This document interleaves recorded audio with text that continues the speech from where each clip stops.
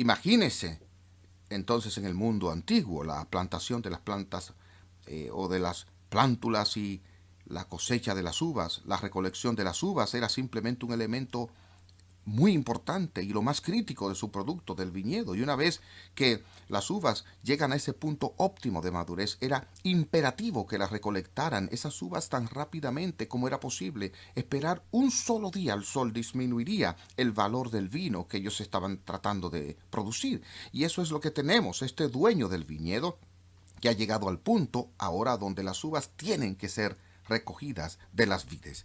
Y así él va a la ciudad porque había gente, eran jornaleros, no eran un personal regular del viñedo, pero tienen una necesidad de un día.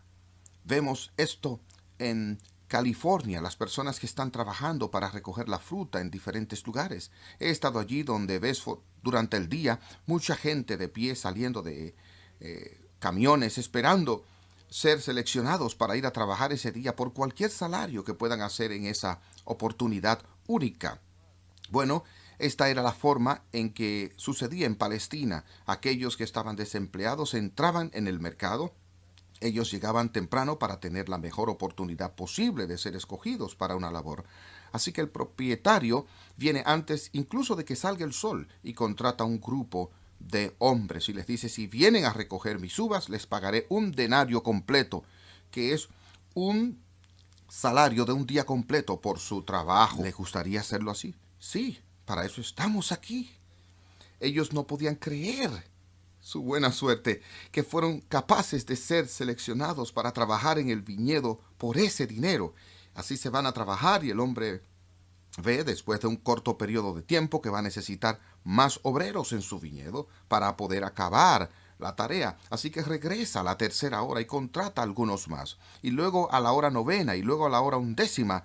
Y no importa cuán tarde él vaya, todavía hay hombres de pie allí que han estado esperando todo el día para conseguir 50 centavos si pueden, y no habían sido capaces de conseguir ningún empleo de nadie que viniera en busca de jornaleros. Así, nuestro vino, el dueño de nuestro viñedo contrata a estos hombres al final y ni siquiera especifica un precio con ellos. Él dice: yo te pagaré un buen salario. Evidentemente, él tenía una buena reputación, vinieron, nosotros lo haremos, dijeron. Así que ellos vienen y van a trabajar y al final del día se han recogido todas las uvas. Todo salió bien. Pero ahora el dueño le dice a su mayordomo: ve a los grupos diferentes que seleccionamos durante el día y págale al último grupo primero y entonces gradualmente hasta el primer grupo que contratamos. Y yo quiero que tú les des a todos ellos un denario por su trabajo del día.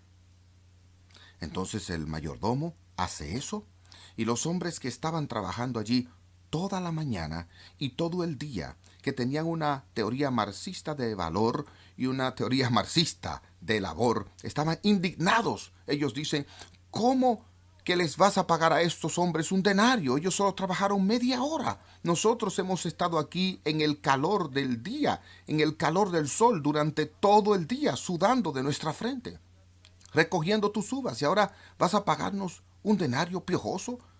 Tú estás dando esa misma cantidad a estos hombres.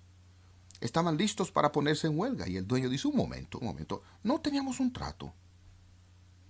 No hicimos un acuerdo cuando los contraté esta mañana en el mercado. Les ofrecí este trabajo y les dije que les pagaría un denario. Entramos en un contrato industrial, por así decirlo. Les dije que si me daban la mano de obra yo les pagaría el dinero, un denario, y cada uno de ustedes aprovechó la oportunidad para obtener ese pago de un denario. No fue así. Ustedes podrían pensar que estos hombres eran jugadores de fútbol americano, de la NFL, jugadores de béisbol, que querían sus contratos renovados cada año. Cuando consiguieron su primer contrato, donde los dueños que tenían todo el riesgo financiero dijeron: te voy a contratar te voy a dar un contrato de 5 años y voy a pagarte X cantidad de dólares, esperando que te mantengas saludable y esperando que seas productivo, y yo te garantizo tanto este contrato, y después de 2 años el jugador vuelve y quiere renegociar un contrato. Yo soy mejor que eso, merezco más que esto. ¿No es esta la naturaleza humana? O sea, esto se ve en cualquier negocio, cualquier operación. Entrevistas a 50 personas para una apertura. Llamas a la persona que seleccionas, le dice: has sido seleccionado para este puesto. Y ellos están celebrando en la ciudad. Les encanta que consiguieron el trabajo. Y acordaron que el salario era un buen salario. Y les prometiste que si hacían su trabajo le pagarías. Y 6 meses más tarde ellos están exigiendo un aumento de sueldo. Y ellos están diciendo que tú te estás aprovechando de ellos y que no le estás pagando lo suficiente. Esta es la naturaleza humana. ¿Cómo se aplica esto entonces a la doctrina de la elección? Bueno, primeramente, cuando los trabajadores están protestando contra el dueño, él les dijo: este es mi viñedo. ¿No tengo derecho a hacer con mis cosas lo que yo quiero? Si quiero ser generoso con estas personas aquí y darles más de lo que les ofrecí a ustedes, me refiero por menos trabajo, ¿por qué se quejan ustedes? Yo fui justo con ustedes.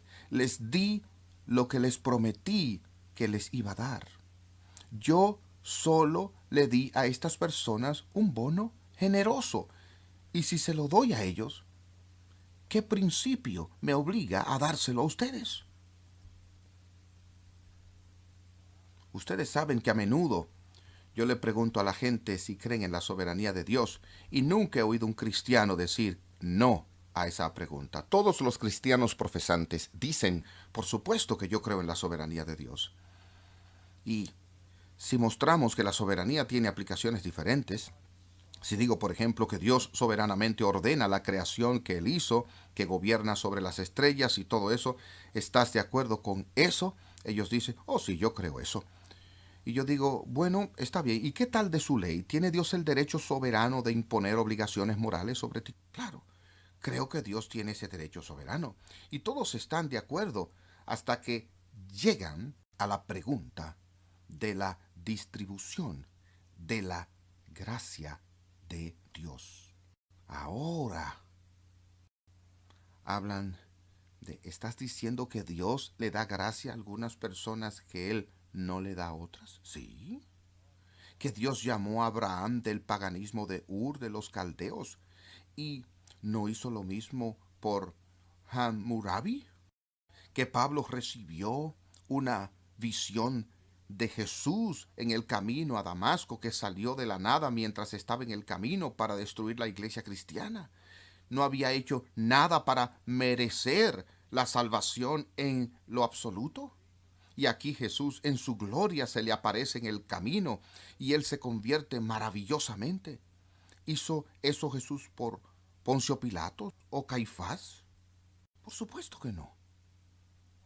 Ahora, cuando Pablo detalla la doctrina de la elección en particular en el 9º capítulo de su epístola a los Romanos, él dice: no es que la palabra de Dios haya fallado, porque no todos los que descienden de Israel son israelitas, ni por ser descendientes de Abraham son todos hijos, sino en Isaac te será llamada descendencia. Y él sigue diciendo: y no solo esto, sino también cuando Rebeca concibió de uno, de Isaac, nuestro padre, pues no habían aún nacido, ni habían hecho aún ni bien ni mal, para que el propósito de Dios, conforme a la elección, permaneciese.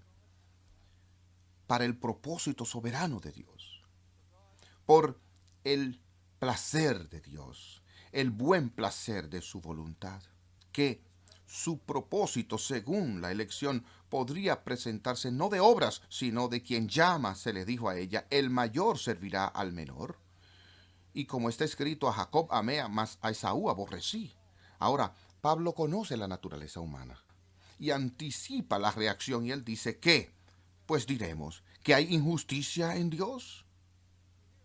Pueden oír el grito: eso no es justo.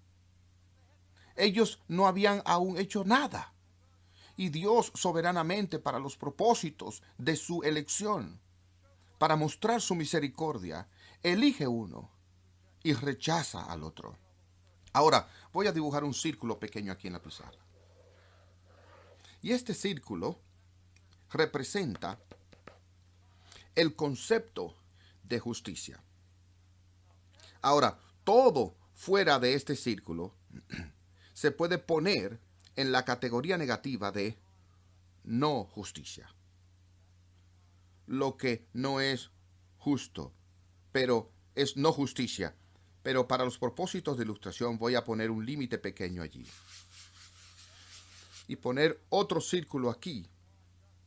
Y todo en este círculo aquí es no justicia, pero hay más de un tipo de no justicia. Aquí tenemos una no justicia que es injusticia. Y eso es injusto y malvado, ¿no? Aquí nosotros tenemos la gracia o misericordia. ¿Hay algo malo acerca de gracia? ¿La gracia? Por supuesto que no. ¿Hay algo perverso acerca de Dios ser misericordioso? No. Cuando Dios es misericordioso, Él no comete una injusticia. Él comete una no justicia. Y lo que sucede es, para aquellos a quienes Él elige y salva soberanamente, reciben su gracia. Aquellos que no reciben su gracia, ¿reciben qué? Su justicia. Exactamente lo que se merecen. Ahora, ¿realmente creemos que Dios es soberano en su gracia? Pablo responde esta pregunta. ¿Hay injusticia en Dios? De ninguna manera. ¿No le dijo Dios a Moisés, yo tendré misericordia del que yo tenga misericordia? Dios, entonces, soberanamente, tiene el derecho a ser generoso en su misericordia con uno sin tener que serlo con el otro. Y vemos en esta parábola que los trabajadores que trabajaron durante todo el día recibieron justicia.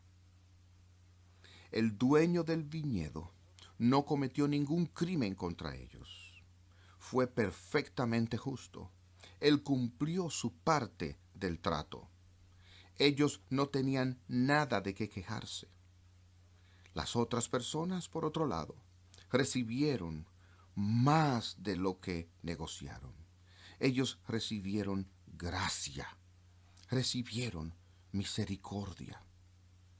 Nadie en la parábola recibió injusticia, excepto el terrateniente, el dueño, que fue calumniado por estos trabajadores que estaban enojados con él por ser misericordioso con otras personas.